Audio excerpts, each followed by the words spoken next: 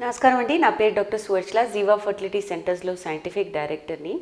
పీరియడ్కి రెండో రోజు హాస్పిటల్కి రండి అంటుంటాము సంతానలేమి సమస్యతో బాధపడుతున్నప్పుడు. ఈ పీరియడ్కి రెండో రోజే ఎందుకు పిలుస్తున్నాము, అసలు పీరియడ్ అప్పుడు ఏం జరుగుతుంది, అండ్ ఈ పీరియడ్కి రెండో రోజు వచ్చిన తర్వాత మీ ట్రీట్మెంట్ సక్సెస్ రేట్ ఎలా ఉంటుందనేది డిస్కస్ చేయబోతున్నాను అనమాట. పీరియడ్ వచ్చే ముందు 15 days ముందు అండం అనేది విడుదలవుతుంది. ఒక 15 రోజుల ముందు అండం విడుదలై ట్యూబ్లో వచ్చి వెయిట్ చేస్తుండగా వీర్యకణాలు ఉంటే మటుకు ప్రెగ్నెన్సీ వస్తుంది, లేకపోతే లేదు. సో ఈ అండానికి చాలా తక్కువ టైం ఉంటుంది, చెప్పాను కదండి. ఒక 8 hours నుంచి ఒక 12-14 hours వరకు టైం ఉంటుంది. ఆ సమయంలో వీర్యకణాలు ఉంటే సరే, లేకపోతే అది డీజనరేట్ అయిపోతుంది, అంటే చచ్చిపోతుంది అనుకోండి, కుళ్ళిపోతుంది అనుకోండి.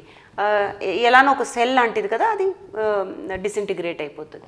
సో ఈ ట్యూబ్లో అవుతే ఫలదీకరణం అవుతుంది, లేకపోతే లేదు. గర్భసంచిలో ఏమవుతుందో చూద్దాం. గర్భసంచిలో ఈ అండం విడుదలైనందుకు ప్రొజెస్ట్రాన్ అనే హార్మోన్ ఎక్కువ అవుతుంది బ్లడ్ ఫ్లోలో. అంటే ఈ అండాశయాల నుంచి తయారవుతున్న ఈ ప్రొజెస్ట్రాన్ బ్లడ్ ఫ్లో ద్వారా గర్భసంచిలో కూడా వెళ్ళి బ్లడ్ ఫ్లో పెంచి ఇక్కడ ఈ థిక్నెస్ అనేది పెంచుతుంది. అందుకని మీరు వింటుంటారు దట్ మీ పొర బాగుంది, మీ పొర పెరగట్లేదు, ఇవన్నీ కూడా చెప్పడం జరుగుతాయి అన్నమాట.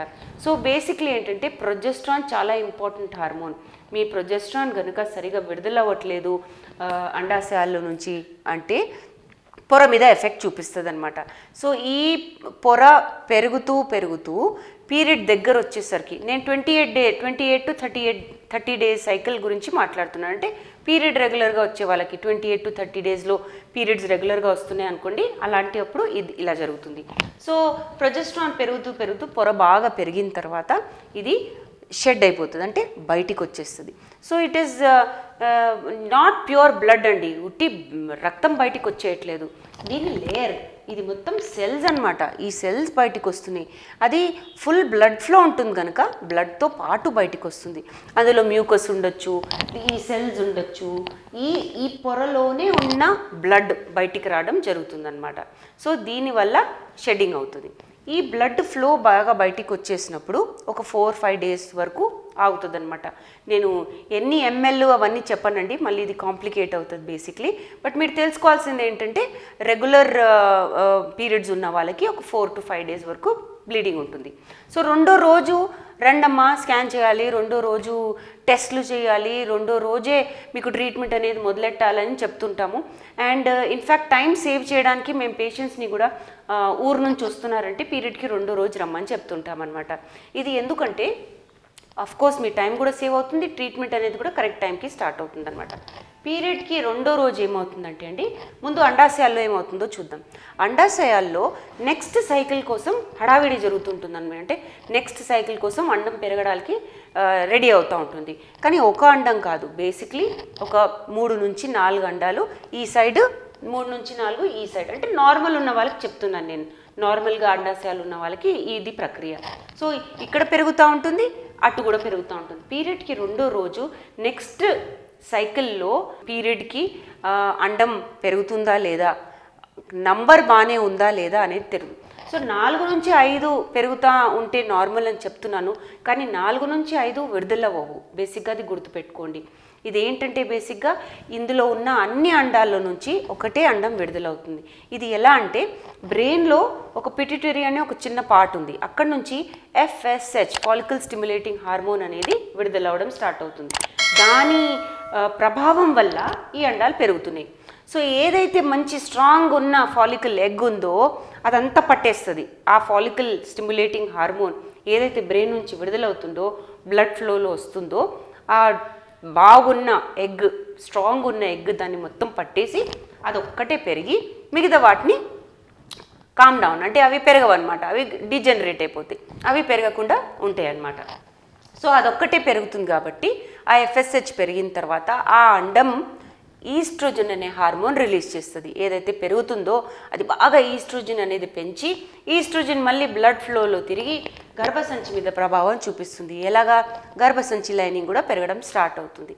ఇది పెరుగుతూ ఈస్ట్రోజన్ బాగా పెరుగుతుంది కదా, ఈస్ట్రోజన్ పెరుగుతుంది, అండం పెరుగుతుంది, లైనింగ్ పెరుగుతున్నప్పుడు ఇంకొక ట్రిగర్ వెళ్తుంది అనమాట, బ్రెయిన్కి ఇంకొక సిగ్నల్ వెళ్తుంది, దట్ LH ల్యూటినైజింగ్ హార్మోన్ అనేది విడుదల చేయని.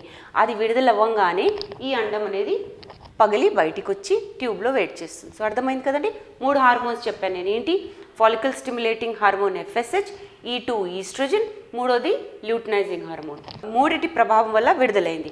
కానీ ఎక్కడి నుంచి అయితే విడుదలైందో అండము, అక్కడి నుంచి ప్రొజెస్ట్రాన్ అనేది పెరగడం స్టార్ట్ అవుతుంది. అది మళ్ళీ బ్లడ్ ఫ్లోలో తిరిగి చాలా ముఖ్యమైన హార్మోన్ గర్భసంచి పెంచడానికి. సో ప్రొజెస్ట్రాన్లో ప్రాబ్లం ఉన్నా గర్భసంచి పెరగదు. ఈ స్టేజ్లో గర్భసంచి బాగా బ్లడ్ సప్లై పొందుద్ది అనమాట. అది చాలా ముఖ్యమైన విషయం. ఎందుకంటే ఫలదీకరణం అయిన తర్వాత ఆ పిండం ఏదైతే గర్భసంచిలోకి వస్తుందో దానికి ఆహారం మొత్తం ఈ బ్లడ్డే, ఫ్రమ్ ద యూట్రస్ లైనింగ్, అంటే పొరలో ఉన్న లైనింగ్లో ఉన్న బ్లడ్డే ఆ పిండానికి ఆహారం ఈ స్టేజ్లో.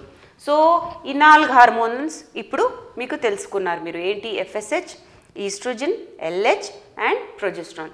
ఈ 4 ఈ పీరియడ్కి 2వ రోజు చెక్ చేయడం జరుగుతుంది. ఇవి కరెక్ట్ లెవెల్స్లో ఉన్నాయా లేదా, మీకు నెక్స్ట్ పీరియడ్కి తయారవుతున్నాయా లేదా. FSH అనేది మరీ ఎక్కువ ఉందనుకోండి, మీ బ్రెయిన్ ఎక్కువ పంప్ చేస్తే ఆ హార్మోన్ 1, 2 విడుదలవుతున్నట్టు. సో FSH ఎక్కువ ఉన్న వాళ్ళకి బహుశా ప్రీమెచ్యూర్ ఓవేరియన్ ఫెయిలియర్, అంటే ఏజ్ కన్నా ముందే అండాశయాలు పనిచేయట్లేదేమో అనే మాకు ఒక హింట్ వస్తుంది అనమాట.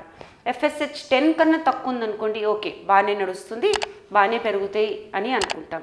ఈ లెవెల్లో ఈస్ట్రోజన్ కూడా మరీ ఎక్కువ ఉంటే ఏదో లోపల నీటి బుడుపు ఉన్నట్టు మాకు ఒక సూచన వస్తుంది. దాన్ని మేము సిస్ట్ అనుకుంటాం. సో ఈస్ట్రోజన్ సరిగ్గా ఉండాలి. ప్రొజెస్ట్రాన్ మరీ హై ఉందనుకోండి, లైనింగ్ సరిగ్గా షెడ్ అవ్వనట్టు, అంటే బయటికి రానట్టు. So progesterone, oestrogen, FSH, LH అన్నీ చూసుకుంటేనే మనకు ఒక ఇండికేషన్ వస్తుంది, ఒక సూచన వస్తుంది వీళ్ళకి ఏ ట్రీట్మెంట్ బాగా పనిచేస్తుంది. ఏజ్ తక్కువ ఉన్న వాళ్ళకి ఇవన్నీ కరెక్ట్ ఉన్నప్పుడు చిన్న ట్రీట్మెంట్స్ నుంచి స్మాల్ లెవెల్ ట్రీట్మెంట్స్ నుంచి, అంటే ఓవులేషన్ ఇండక్షన్ కానివ్వండి, IUI కానివ్వండి, అక్కడి నుంచి చేసుకుంటూ మనం నిర్ణయించుకోవచ్చు ఎన్ని సైకిల్స్ చేసి వీళ్ళకి సక్సెస్ ఛాన్సెస్ ఎలా ఉంటాయని.